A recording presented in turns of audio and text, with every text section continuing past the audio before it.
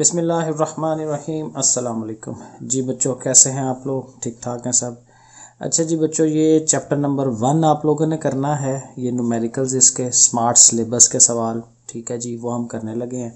और उर्दू मीडियम वाले भी समझ लें, हाल ही अपनी वो भी बात बुक पास रख लें और जो स्टेटमेंट लिखी हुई है वो आप वहाँ से पढ़ें और यहाँ से समझें। और वैसे भी मैं एक्सप्लेन कर दूँगा साथ कि कैसे होता है और क्या है। अच्छा जी, ये 1.2 करना है आपने क्वेश्चन। और इसमें उसने कहा हुआ है कि how do the prefixes micro, nano and pico relate to each other. कि ये तीन चीज़ें हैं, माइक्रो, नैनो और पीको, इनका आपस में ताल्लुक कैसे बनाया जा सकता है।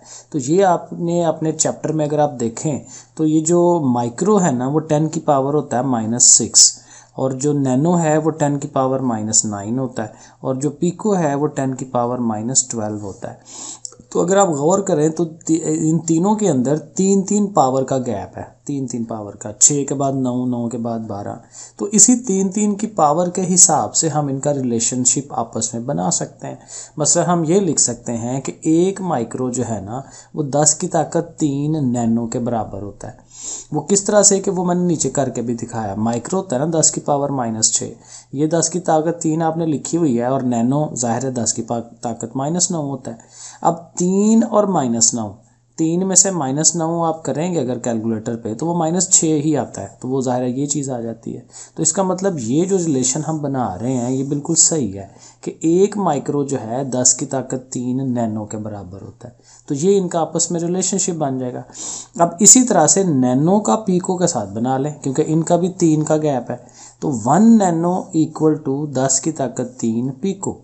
और फिर इसका भी आप उसी तरह चेक कर सकते हैं कि 10 की ताकत -9 होता है नैनो, और ये 3 आपने लगाई है पीको की, आप -12 लगाएं तो 3 में से -12 करेंगे तो वो यही आएगा, ठीक है। और एक दफ़ा आप माइक्रो और पीको का भी रिलेशन बना लें, क्योंकि माइक्रो से लेके पीको तक 6 का गैप है, 6 से वो 12 तक जाती है।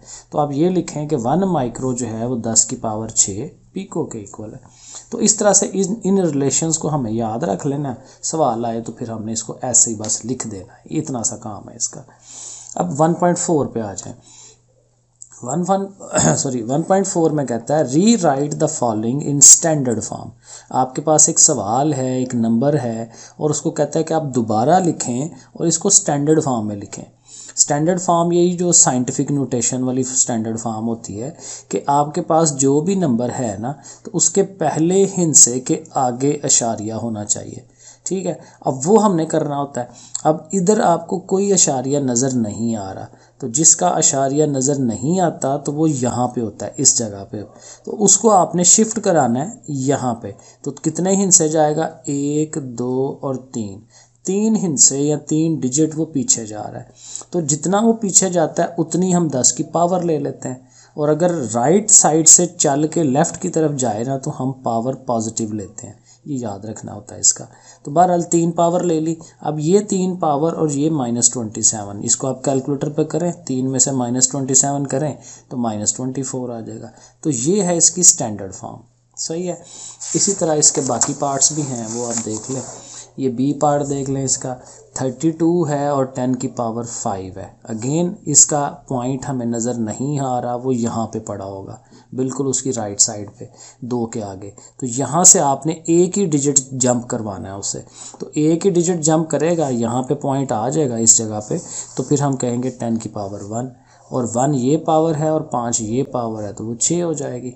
तो इस तरह से ये भी स्टैंडर्ड फॉर्म बन गई। सी पार्ट जो है, सी पार्ट देखें, 725 है और 10 की पावर -5। अगेन वही काम कि पॉइंट इधर पड़ा हुआ है, यहाँ से आपने यहाँ लेके आना है। तो जाहिर है कि ये 2 डिजिट बीच में बनते हैं, तो यहाँ आप पॉइंट ले लेंगे। अच्छा जी, अच्छा सॉरी, वो बाद में करना है, पहले ये किलो भी है। तो ये किलो आपको याद होना चाहिए, 10 की पावर 3 होता है। 1000 किलो वाला कोई पत्थर होता है ना, जैसे वो दुकानदारों के पास ऊपर अगर आप देखें तो 1000 लिखा होता है उसके ऊपर, 1000 ग्राम्स। तो 1000 जो है वो 10 की पावर 3, क्योंकि 1000 के अंदर 3 ज़ीरोज़ होते हैं, ठीक है ना। तो 3 ज़ीरो हों तो वो 10 की पावर 3 बनता है, तो वो आप लिख सकते हैं।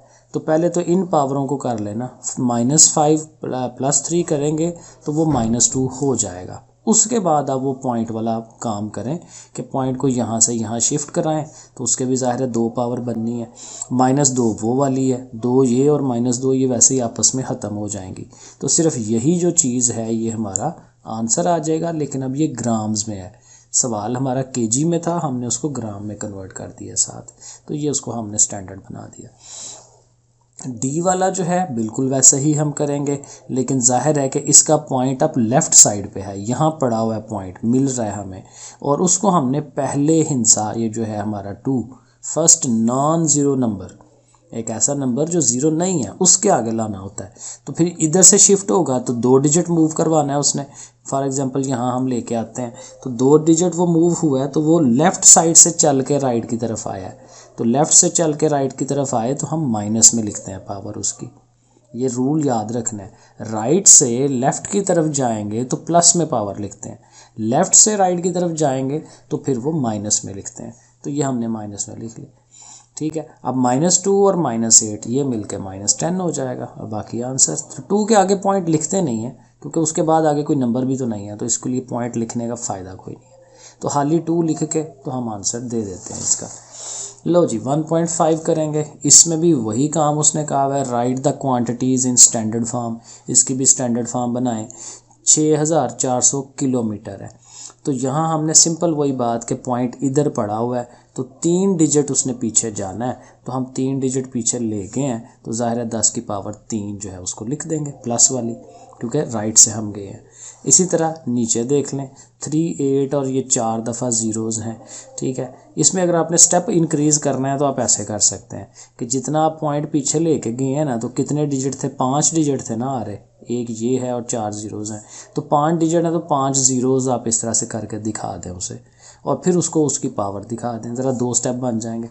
ऐसे भी आप कर सकते हैं, ठीक है ना। तो इस तरह से हो जाएगा। और सी वाला पार्ट भी ऐसा ही है, क्योंकि उसके कितने ज़ीरोज़ हैं वो सारे अलहदा कर दें, 3 को अलहदा कर दें, और जितने ज़ीरो होंगे वो गिन के उतनी पावर आपने बना देनी है, ठीक है। तो ये हमारी स्टैंडर्ड फॉर्म हो जाएगी, सही, ये हो गया।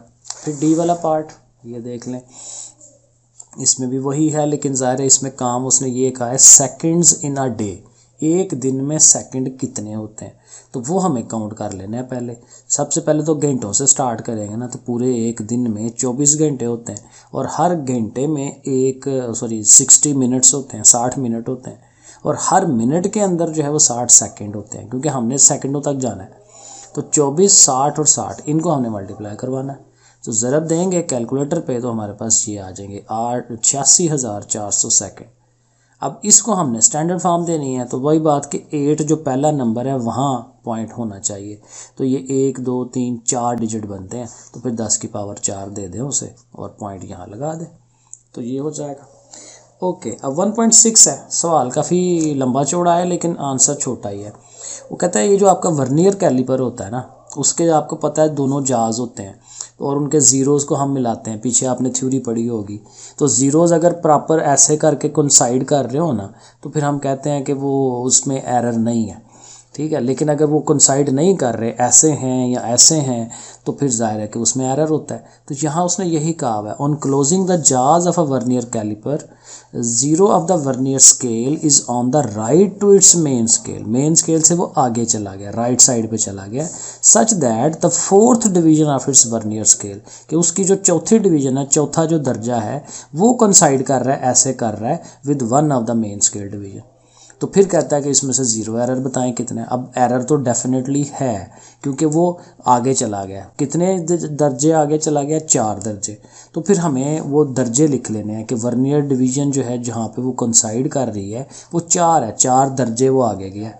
और फिर हमें ये जो वर्नियर कैलिपर है ना, इसकी लीस्ट काउंट का पता होना चाहिए। वो आपने पीछे थ्योरी में देखी है, लीस्ट काउंट है 0.01, वो लिखी हुई है उसके अंदर कि एक इसका दर्जा जो है वो कितनी मेजरमेंट कर सकता है, 0.01 सेंटीमीटर, ठीक है। तो ज़ीरो एरर कैसे कैलकुलेट होता है, दोनों को मल्टीप्लाई करा लें, 4 को और 0.1 को, तो मल्टीप्लाई कराएंगे तो 0.04 आ जाएगा, ये हमारा एरर है।